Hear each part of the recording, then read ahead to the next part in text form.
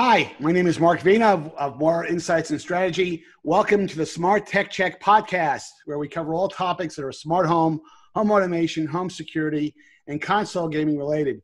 Today is Tuesday, June 23rd, 2020, and I'd like to use today's podcast to focus on a recap of yesterday's Apple WWDC. What else is there really to talk about? Because that's going to be consuming all the oxygen in the world for the next couple of weeks. For that spirited discussion, I'm happy to have two super tech journalists with me. John Quain, who is a frequent contributor to the New York Times and is an editor of OnTheRoadAutonomy.com. And joining him is Stewart Wolpin, tech writer for Laptop Magazine and Twice, a historian, and the wonderful author of Bums No More, a great book about the Brooklyn Dodgers championship 1955 season, a book that I have read and is close to my heart because my grandfather, as I think I told you, Stewart, was a big Brooklyn Dodgers fan and had an Italian food store. I think it was on Grand Avenue, a few blocks away from Flatbush. So that book has a very special place in my heart. But how are each of you today? How are you guys doing? Very good, very good. Holding up just fine. Yeah. That's great. Stuart, I love your background. I think that's terrific. You know, it's very relaxing. And there's the musical question, where have all the flowers gone? Right. And that's a question we all should be asking ourselves from time to time. So first of all, WWDC, not a lot of big news was announced yesterday. It was actually kind of boring. I actually wanted to watch an episode of Everyone Loves Raymond because really there was nothing else going on. Of course, I'm being very sarcastic. There was a lot of big news announced yesterday. Let me start off. Actually, you know what? Let me start off with you, John. What was your impressions before we get into the nitty gritty and the 3 or 4 big things that you took away from it? Well, it was interesting because usually it's like a device focused thing. Consumers are really focused on a new MacBook Air, a new iPad, or a new phone. And this time it was really about dumping Intel was probably the biggest part of that. There were some cool, interesting features, I thought, that, showed recognition of more integration with automotive industry, for example. We'll talk about that. Yep. Mm-hmm. And some things that they added there. There was some catch up with some things that Android already has in many of its phones.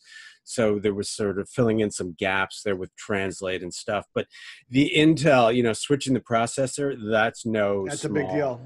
Thing. That there weren't a lot of details, the most interesting detail is it's not going to be a quick transition. So they're still going to introduce some Intel-based products between now and the next 12 months at least. But they talked about native apps. Well, having been through that with, Microsoft and various iterations of different Intel chips, that's not an easy thing either. So it'll be interesting to see how they make that transition. Stuart, your general impressions.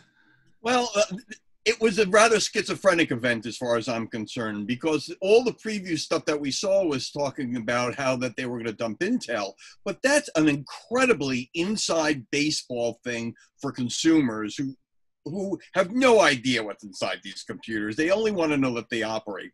So you had all of the feature updates, which I thought there were probably more of them. And WWDC has traditionally been a software of them. They mostly use it to tell you what's coming in the next versions of iOS and the next version of Mac OS, and sometimes Watch OS, depending upon the circumstances.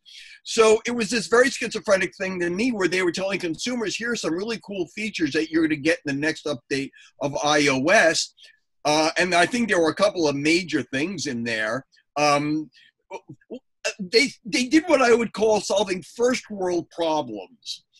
For instance, my wife and I were very, very Jones about the ability to interact in group tests individually and only get notifications when you're specifically mentioned in it. And that's so annoying when you're on a group text with your family and the family's having this, 7 or 8 people are having this conversation, and every time somebody chimes in, you're getting pinged even though you have nothing to do with the conversation.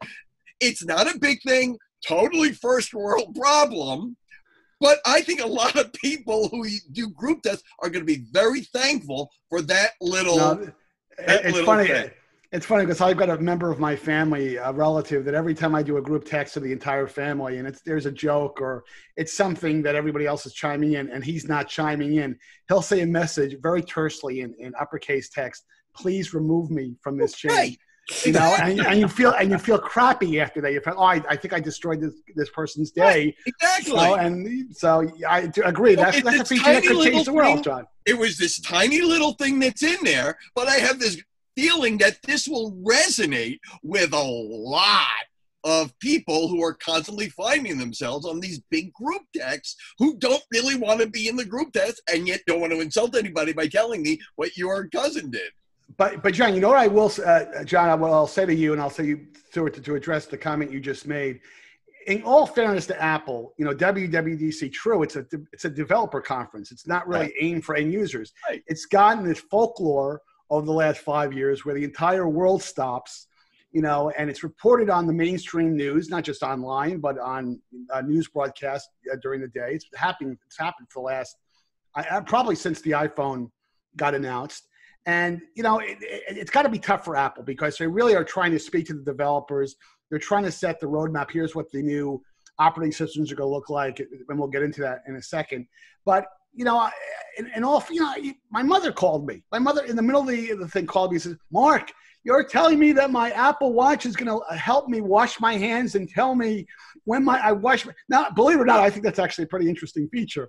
But, you know, at the end of the day, you know, it's like a lot of little things, and John, we'll get back to your point about it's in many respects catch up to Android in many areas. Right. And Apple still has this. What I love about Apple is that they could be asleep at the wheel for 2 or 3 years for features they don't have that others have, and there's many examples. Then they announce it, and then they pretend that they indeed have invented it. They'll take complete credit for it. Right. You know, and that requires, I'll use a New York word, a lot of chutzpah, but they're good at that. You know. But let's talk, John, for a second about, because the feature that I was intrigued with, and Tesla's had it for some time, is the whole keyless entry using your smartphone. What are your thoughts on that? And the fact that, by the way, you have to buy a $55,000 BMW 5 Series to get that feature, you know, that's kind of a little bit of a wet rag on the whole appeal. But your thoughts? Right. I mean, it's you have to buy that to get a lot of different features, but you know, it's something that Volvo and other people have had before, you know, Tesla came around too. And it's something that people have demonstrated for a long time. You know, like you can basically park your BMW too using your, you know, the fob before Tesla thought that was an idea as well. So that stuff has been around. It's just, I think what, you know, it uses NFC, which is an unusual approach to it. You know, other people have tried Bluetooth and other ways of doing it with a smartphone. So NFC is not common in terms of those vehicles being built in. So that's a feature you'd have to add, a piece of hardware you'd actually have to add to the vehicle. So that's one problem with it. I'm of two minds about it. One is it's a great feature if you also have your key fob. You know, it's one of those things that you'll use maybe instead of it. Will you get rid of it? Probably not the best idea. Quick analogy. I have a house in the country. I have about 40 smart devices on it. So all the door locks are smart door locks, right? One night I arrived late at night. The house had been sending me messages. I kind of ignored it. Anyway, I'm out on the porch. Close the door behind me. All of a sudden, I see a skunk. Go to open the door behind me to get back in. It's locked and it can't open. The reason? Because the batteries died in the door and I didn't pay attention to that happening. And now I'm stuck outside in the middle of the night with a skunk coming up the front porch. So, you know, it all sounds really convenient until something like that happened. And it's inevitable that something like that will happen. But I do think, you know, we're going there. It's a step in the right direction. Eventually, that's sort of the way it goes. But NFC getting into the door handles in the car is going to be quite a while. I mean, it's going to take a while, but I like that approach. I also like, you know, the bicycle directions. Look, that's a feature that's been in Google Maps for, I don't know how long, you know, years, a long, long time. But it's recognition that, hey, mobility is changing, and hey, in the post-pandemic era, we're going to be biking more. You know, there's some of the options that you're going to need to have more options, and they've recognized it finally and put it in to iOS 14, and that's going to be a tremendous convenience. I think that's, just helps move it along. Even though, yes, you're right, and it's been in other devices for a long, long time. Well, and Stewart, I want to direct this question to you. Is that the interesting thing to me is that when you look at what Apple accomplishes at events like this, the intriguing thing to me is that when they roll these features out and they talk to customers, the different groups within Apple represents all different types of constituencies. I mean, there is just different groups that obviously, bringing the 300 little features to these operating systems requires a lot of work and activity from the different groups. And, the category that obviously that's close to my heart is the smart home category. And I finally saw a lot of love being given to HomeKit, which has kind of been a red-haired second-hand deal within Apple for a whole variety of different reasons. Whether they were serious about it, it's kind of bumbled along. But they finally got, I think, some really good traction with some of the things they want to do with their enhancements to HomeKit and their support of the Home Connected over IP initiative that I think is a big deal that will bring some order to the whole smart home field. But what's intriguing is that that piece of the presentation of the keynote came in about an hour into it, about a half an hour before the 11 o'clock number. Tim Cook delivered the whole Intel transition news, and you almost had a feel that the audience now has completely forgotten everything that's been presented up until that point in time. There was a lot of good stuff, and then Tim Cook drops the bomb, which the worst kept secret in technology news in the last probably several months or years. When you think back about the rumors that have gone back about Apple, being rumored to embracing their own silicon. But what are your thoughts on other big things that were kind of uncovered, frankly, during the event? Well, on the smart home thing, I wish they would have spent much more time talking about that partnership with Google and Amazon, the other thing.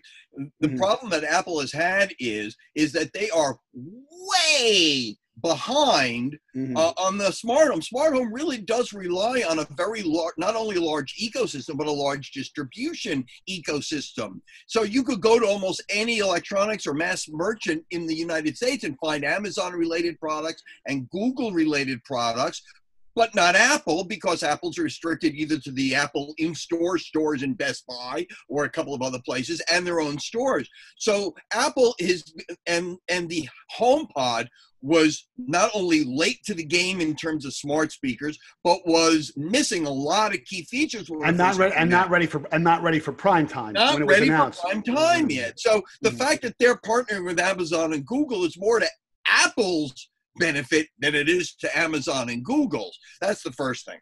So how that's all going to work out, I don't know. I have a mix of things in the house that I'm always playing with, and Apple always seems to be lagging behind in terms of getting these things all hooked, getting their message out there, essentially, for what they want to accomplish with smart home that is different or better than what Amazon or Google is. So let me stop you for a second, because when you think about it, though, Apple has always been about the walled garden, the controlled ecosystem.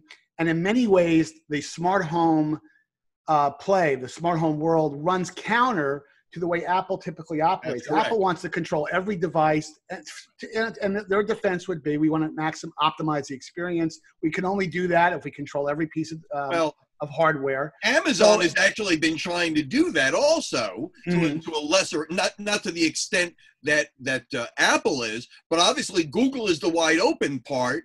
And that's the biggest problem, because you have to go through all these different steps in order to get something. If it's not a Google device, you have to tell a device that then tells the Google speaker to tell your device that it's this roundabout system, because it's an open system. Where Amazon is sort of adopting Apple's sort of walled garden, because it makes that direct communication a little easier. It still has some of those talk to one device that talks to another device issues, and the boiling down inside the Amazon setup, to set it up, it's sometimes a little convoluted, a lot more than Apple. But the problem is that Apple simply doesn't have its products out there where people can see them. They haven't spent a whole lot of time marketing HomeKit. So how much they're going to be able to catch up on this is an open question. And it's interesting that during the pandemic, one of the best-selling products that had been out there have been smart speakers, because now everybody's home to play with these things. Yes. So other than TV, smart speakers are selling like smart speakers. They're selling like hotcakes. So it's an opportunity for Apple, but I haven't seen them. This is the first thing I've seen from Apple that is trying to take advantage of this, number one. Number two, I had heard that they were coming out with a new HomePod. Did either of you hear anything about a low cost one? A smaller and low cost one, yeah. They didn't say anything about that. They didn't say anything about AR, which has been a feature part of the WWDC. For the last few years, there wasn't a word about AR, and they didn't mention 5G in relation to iOS 14. So I was very, very surprised that one of the biggest selling items in the market they didn't mention. They didn't mention something that's supposedly going to be a star of their show and that has been a big part of previous WWDCs, and they didn't mention the one thing in phoning that is everybody else in the industry is talking about. So what I think was important about this event was not what they talked about, but what they didn't talk about. Right. and that's classic Apple. I mean, because the topic I want to tee up right now, because I'm sure we'll talk about it for at least 5 minutes or so, is the whole big news about the transition to Apple Silicon. And you know what was fascinating to me, just to put my thoughts out there on the table real quick, is that I love the brand name Apple Silicon. That was intriguing. They never mentioned the word ARM at all during the presentation. And to your point, it's sometimes about what they don't mention, right? And it seemed to me, because I have been involved in architectural changes, not architectural changes, but the transition to a alternative processor. We did that when I was at Compaq. We went from Intel to AMD, which was much less complex. And that was going from x86. We were staying with x86. It was just a different vendor for the silicon. What Apple's doing is on the magnitude, John, of going from PowerPC to Intel and the whole emulation. You got to protect the code base, but they spent a lot of time trying to put people at ease that, hey, once this is going to be such a wonderful change for the consumer or for the Mac user. Software is going to be optimized right out of the gate. Big Sur is going to have all their the embedded apps or the included apps optimized right out of the gate. All your software will work just as well, with Rosetta, although they didn't talk too much about performance. Software software that's running in emulation mode typically doesn't run as well as a general rule. But John, what's your thoughts on the whole? What are the big things that came out of the transition thing, and more importantly, to Stewart's question about what things they didn't announce and they didn't talk about, because I think that is equally as important. Right. I mean, I certainly would have emphasized more things that have more sort of real world implications, like contact tracing and how that's sort of taking over, how most people agree that's probably the only solution. And that's really positive, important stuff. And that's for developers and the privacy issues. I think that really goes to things that they should have talked about. But in terms of the silicon, a few years ago, Intel almost became a fabless company. A few years ago, they were divesting themselves of fabrication plants. Everybody was doing that. Global Foundry was going to be one of the last remaining standing. Nobody was building them, and it just wasn't as cost effective as people would like. But you're right. This isn't just recompiling the programs. It's not like you just take it and recompile it and run it on the other. But they made it sound like that. They made it sound like someone's going to take Adobe Premiere and in 3 hours, hey, we have a brand new optimized version that works with Apple Silicon. And we all know the real world doesn't operate that. Well, and they did run the interesting thing too is having been in these virtual demos now, it's one thing when you do it on stage in front of me and you can manipulate things and kind of cheat a little bit on some of the things you do and what it's plugged into, but you still have to run that machine. And we've seen lots of demo fails in our time. But when you pre-recorded it like this, it means absolutely nothing. Nothing. Because they were running it saying, well, look how well it's running. I mean, it's pre-recorded tape. You're not demoing anything to anybody. So, and they didn't talk John, about— are you telling me that Apple would have the temerity to edit video? Are you telling me that? No, but there was also, it was hilarious because usually, for developers like that too, you talk about the architecture. Look, we have architected this with like hyper threading and different cores and, sandboxing and blah, at least give me something. And they gave us nothing. They didn't talk at all about the architecture. They didn't make any argument about why, except that just things would be better running on their chip, but they didn't explain why in any way. Now, look, to developers, and I'm not one, maybe they gave a lot more detail. I would hope so. But so it was more like, gee, we're just kind of tired of relying on somebody else for our chips. It wasn't really, there wasn't a lot of meat there, sort of. Yeah, and they didn't answer questions like, well, are there going to be variants of this new call it client based silicon, like for example, you buy an Intel based PC, there's different clock speeds and different flavors. It's hard for me to believe they're going to come out with just one, level of silicon for their entire Mac Mini and iMac lineup. So that probably won't happen. And the other question I think that I just got to get off my chest is that they never mentioned the word Windows. They did talk about, Office is being optimized to work on Apple Silicon, but they never said, they said Linux, if I'm not mistaken. Right. Oh, we have Linux will run in a virtual manner without any problem. But, what about Boot Camp? I mean, there are a lot of IT people that bought iMacs because they could run both Windows and in native fashion because you can reboot. It's not virtual. Parallels is for virtual, but not clear to me, what the path is there, but although I think I read an article the other day that only about 15% of Apple users actually use Boot Camp. It's actually a very small percentage, but they like the flexibility. Right. Stewart, your thoughts on the whole Intel kicking Intel to the corner? One of the things that keeps nagging in the back of my brain is not necessarily the hardware. And quite frankly, I can't wait to be able to run iOS apps on my desktop. There are certain iOS games, and I hate to even talk about playing games. I'm a Scrabble freak, and I just can't wait to be able to play Scrabble on my laptop. But the thing that I'm haunted by, you mentioned that I do some tech history, was the debacle when Microsoft introduced Windows CE, which was now you're going back. You are a historian, right? You are a historian. Importing Windows onto phones, their first attempt at these smartphones, and it was the disaster because Windows was obviously not designed for the mobile space.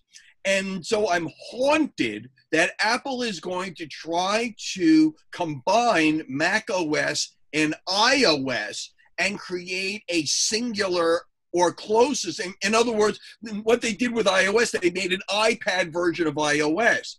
Is there a plan to make either a Mac iOS or a Mac iOS? In other words, is there going to be at some point a merging of the Mac and iOS systems into a single OS that will run on all of these devices? Now, for laptops, I don't know that that's a problem because if they ever put a touchscreen on a MacBook, then obviously that makes sense. Or if they lose the MacBook and this design an iPad that doubles as a laptop or some variation thereof, with so few people actually using desktops, you could actually isolate or segregate the desktop only for the slice of users that still use desktop almost as a professional OS, and switch everything else to a single operating system across laptops, iPad, and phone. Now, I'm not saying they're going to do that, but it's just that they're doing the switch. They want to sort of integrate all of the functionality and integrate the applications, and it's sort of like that seems to be the other shoe.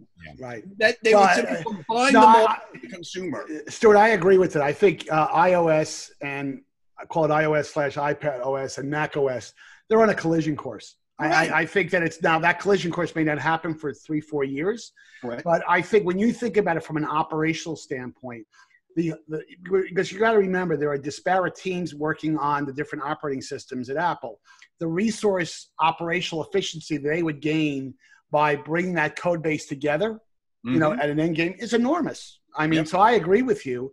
And I think, honestly, the iPad for years, they've been, for the last, call it 3-4 years, has been trending toward as a desktop, not a desktop, but a laptop. Laptop replacement. Right. I'm still not there personally, although it's a lot further down the path than it used to be. Yep. But they've added mouse support. There's trackpad support.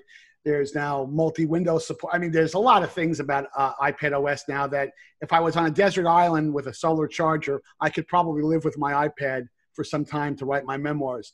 But there's still things about the desktop clamshell orientation in a laptop that are still very familiar with people. And you got to remember, and again, it also might be generational in that, we all grew up on the laptop, keyboard, mouse, usage model orientation. Users that have been around that are 20 years old today that are much more familiar with the touch experience, they might be less averse, frankly, from walking away from a clamshell orientation. All technology is generational. From the very, very beginning. You have a generation of people who are inculcated to a certain set of technologies, and then when you move to the next set, it's very hard for that generation to learn it, but very easy for that upcoming generation to adopt it. There's this old story that dates back 5 or 10 years even, of somebody seeing a child, and when iPad first became widely popular, that somebody saw this 4 or 5-year-old child leafing through a physical magazine and tapping the pages, expecting something to happen. Right. And so that, whether or not that's apocryphal or not, I don't know. But that it's an illustration of how generational technology is. And if you are born into a generation where this is the only technology you know, to your point, if you're born into an era where touchscreen is normal, then why would you want to touch a keypad? So Stewart, that explains why Joe Biden is so attached to LP records. That he always, well, there are a lot of people still attached to LP records, but I mean, Apple has always been very, very deliberate, and as much as they have led in the hardware, they have followed in a lot of other ways. And 5G is that latest one. 5G has been out in phones for 2 years already, and they still haven't gotten a 5G iPhone. And the same thing happened with 4G LTE. They were also late to that dance. They still haven't gotten a touchscreen laptop, essentially, although that's what the iPad seems to be transitioning to. So I think Apple has been taking this generational approach, understanding that technologies are adopted generationally. And by taking their time, they're making sure that when they get into the market, the people, the generation, the critical mass of users are hungry for it, not ready for it, but are hungry for it. And I think 5G is a perfect example of that. Yeah. Everybody's been hearing about 5G, and now, I can now get an iPhone with 5G, as opposed to, Apple has a 5G iPhone, but there's no 5G available. Right. So I think Apple has been much more deliberate than a lot of other people give them credit for. So in just a few minutes we have left here, I'm going to ask both of you this question. John, are you going to be one of the first guys to buy an Apple Silicon iMac or MacBook?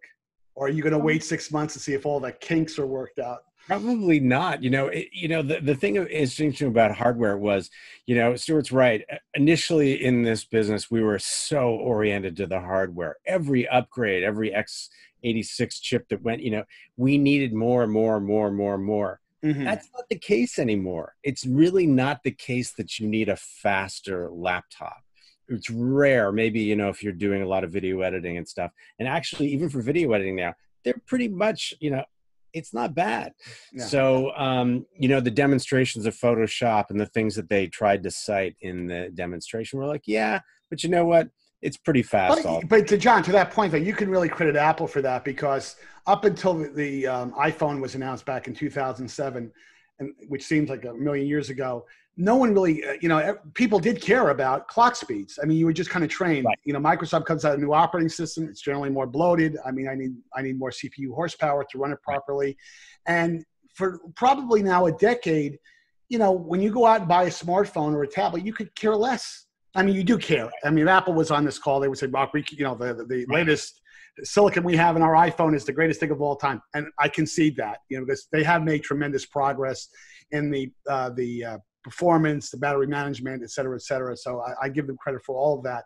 But the reality is that there's only one flavor. When you buy the latest iPhone or the latest iPad, you're getting the latest piece of silicon they have out there, and you're really not that focused really on, well, maybe I should wait until another year ago when they have another iteration of the latest, faster performing silicon.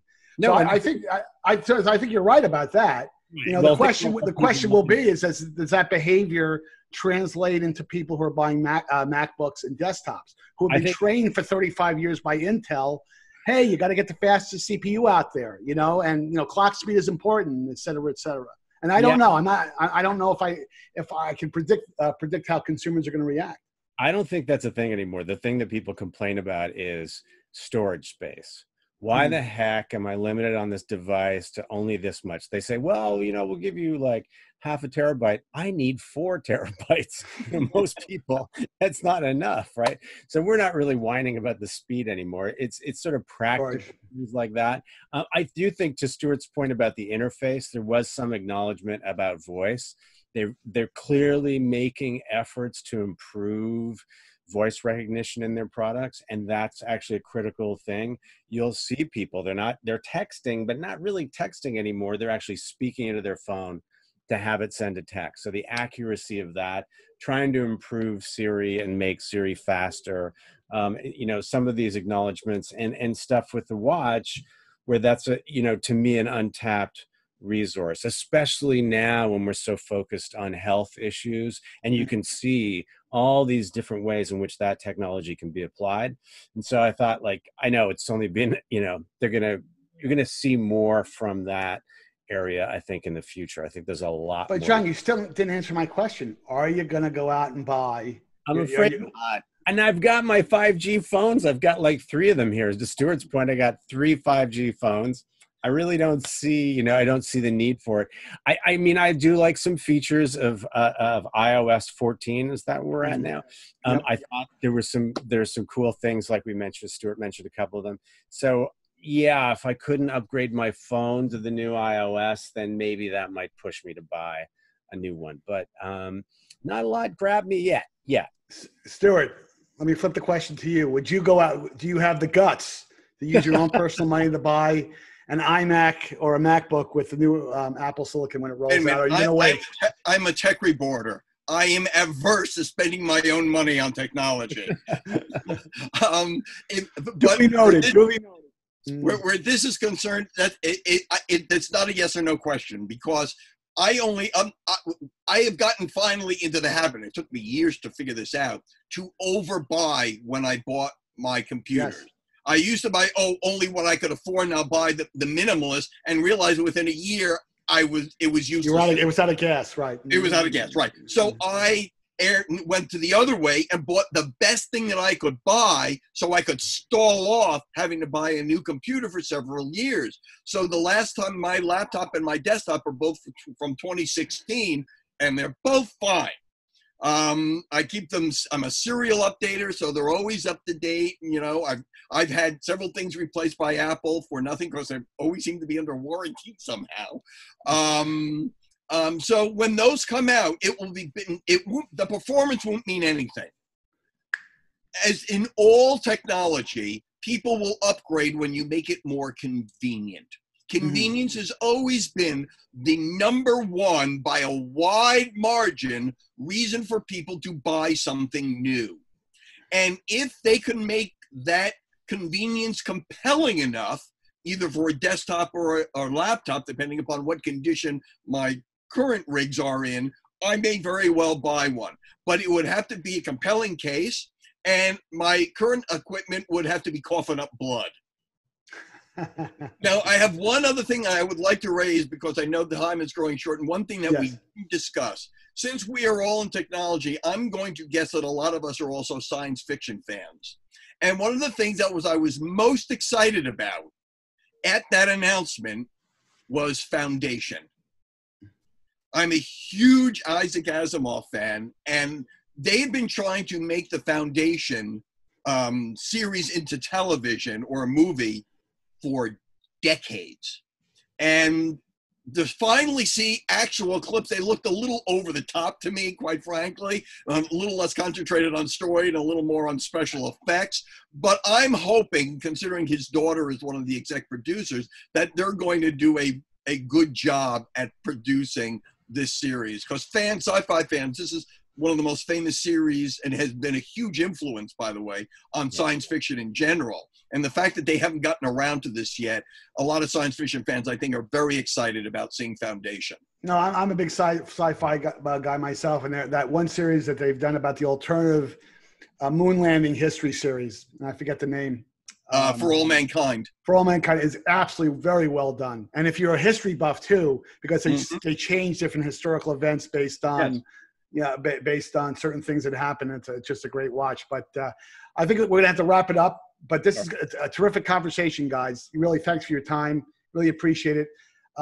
Thanks to the entire Moor Insights and Strategy audience. Thanks for listening to today's podcast. Please follow us on our usual social media suspect partners. That's Facebook, LinkedIn, and Twitter.